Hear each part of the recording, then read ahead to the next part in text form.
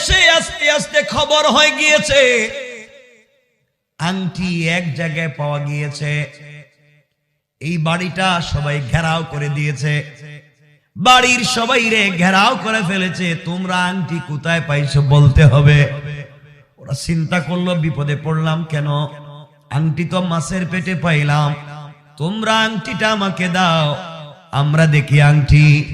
এমন সময় সুলাইমান আলাইহিস সালাতু ওয়াস সালাম উঠে গেলেন, ডাক দিয়ে স্ত্রীকে বলছেন, স্ত্রী রে একটু আসো না, তুমি এদিকে আসো, আমাকে যে গতকালকে আংটি দিছিল ওইটা আবার দাও, আমি কিছু করব না, তোমাদের হাতে ফিরিয়ে দিব।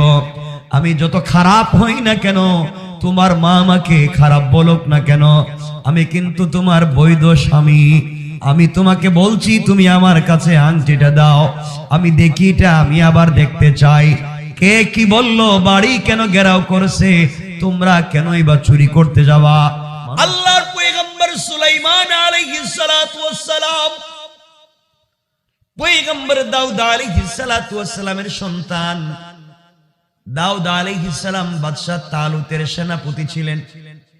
জালুতের যুদ্ধ থেকে পলায়ন করাতে পারার কারণে তার মেয়েটাকে বিয়ে করেছিলেন।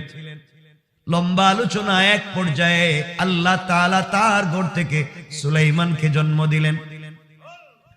সুলাইমান আলাইহিস সালাম এত বড় বাদশা ছিলেন, তিনি পুরা দুনিয়ার বাদশা ছিলেন।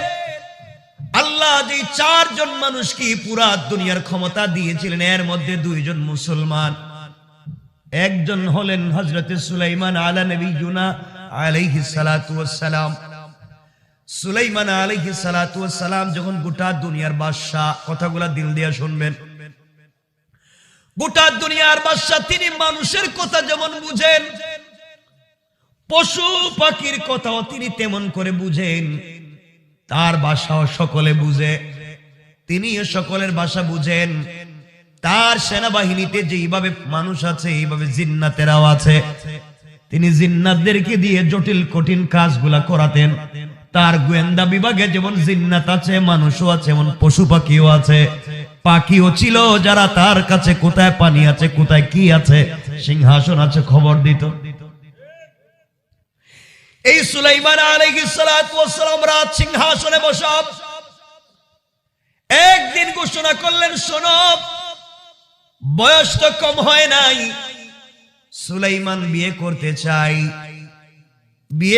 চাই, বয়স তো কম হয় নাই, তোমরা আমার জন্য মেয়ে দেখো।